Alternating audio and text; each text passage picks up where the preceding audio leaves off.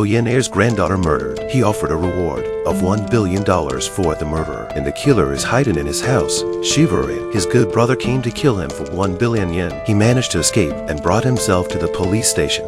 However, the guards who were guarding him also attacked him for money. The whole country was shocked. Countless people went after him for 1 billion yen.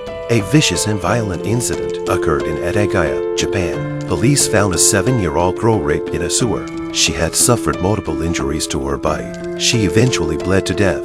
DNA from the scene revealed the suspect to be a man named Maru. Maru was convicted of raping and killing a young girl 8 years ago. He was just released from prison last year. Maru's previous convictions undoubtedly made him the prime suspect. But 3 months later, the police still have not been able to catch him, and the victim's grandfather Nino was furious. Nino is a well-known figure in the financial world. He is worth hundreds of billions of dollars, so he put this message in the newspaper. Whoever can kill or catch Maru will pay him a reward of 1 billion yen. He set up a website for this purpose. The website is full of news about Maru, and because the website was set up in another country, so the police could not shut it down. At this very moment, Maru, the suspect who killed the girl, is shivering in his room.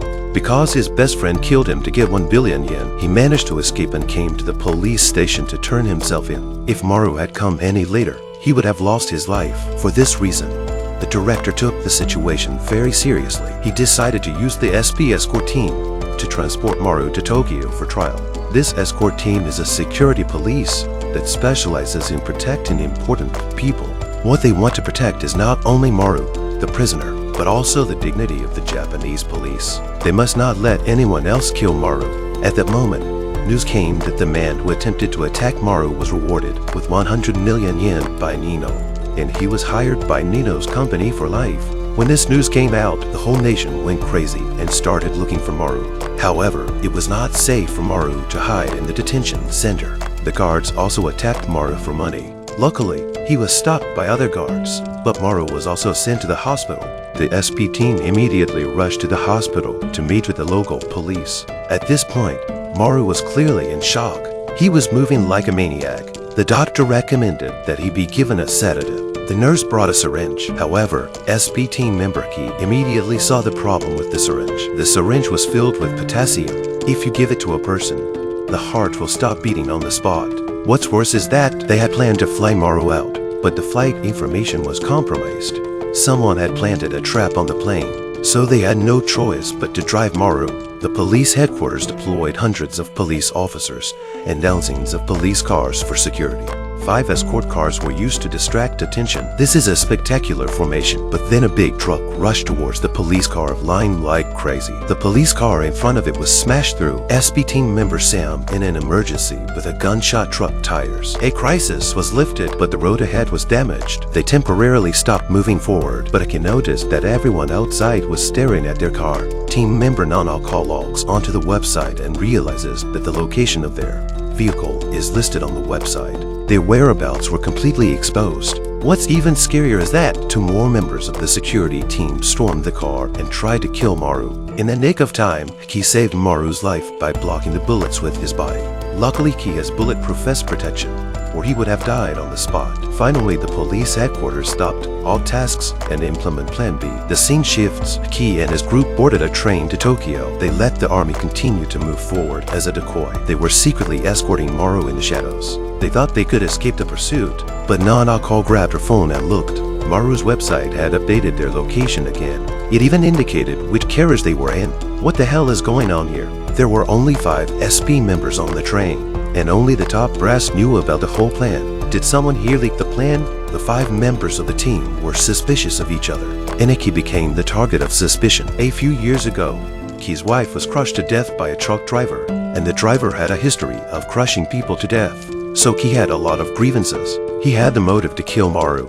He took off his full body gear to prove his innocence. He took off his clothes and shoes for the team to check, but they searched for a long time and found nothing. Then Sam comes over and asks Ki, "Have you forgiven the driver?"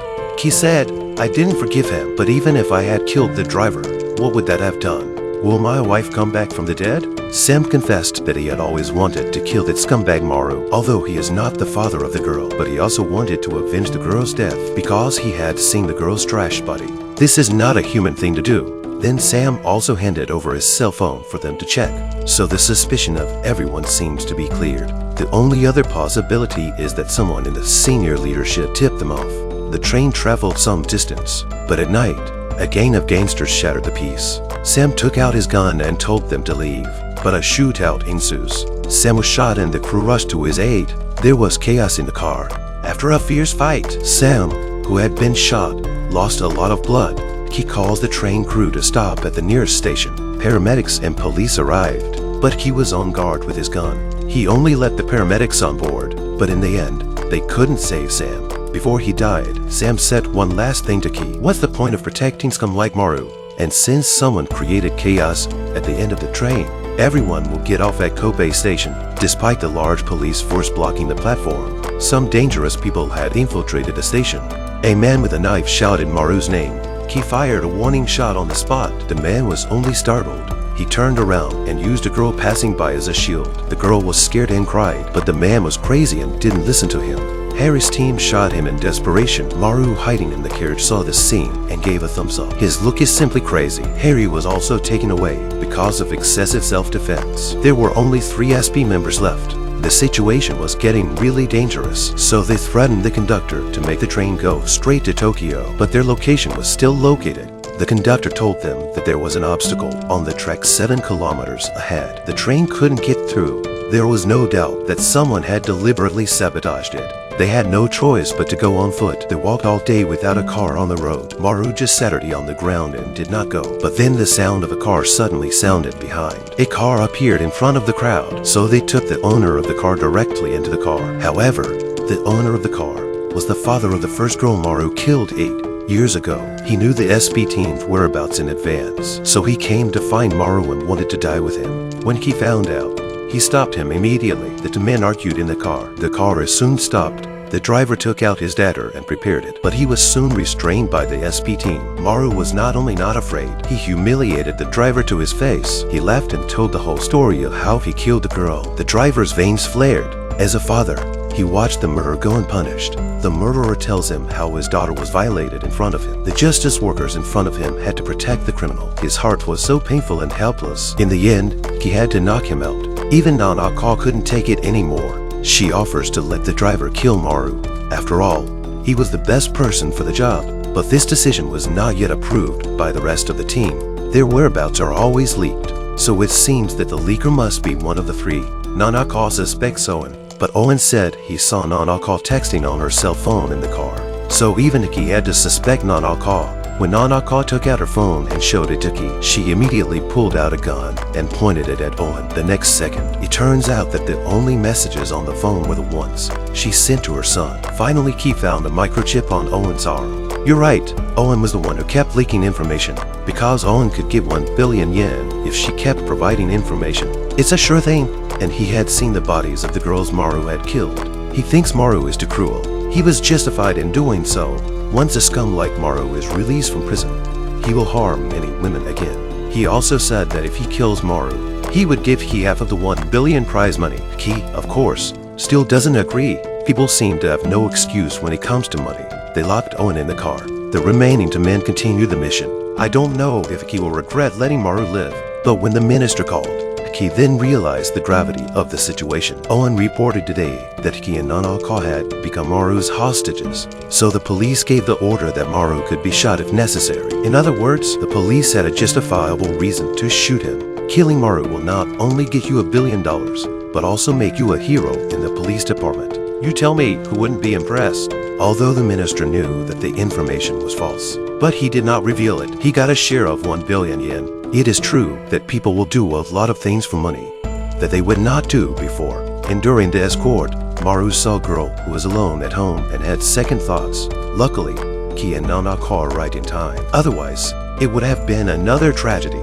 That's when Maru offered to let them kill him. But he asked the police if they could give a little money to his mother. He hadn't experienced any filial piety since he was a child, but before he died, he was still thinking about his mother. He didn't expect Maru to have a conscience, but it wasn't long before Maru heard the news of his mother's suicide on the radio. The note she left was to advise Maru not to hurt anyone else, but it obviously didn't work. Instead, Maru was relieved of his worries. While he is on the phone, He pulls out Nanaka's gun and shoots her.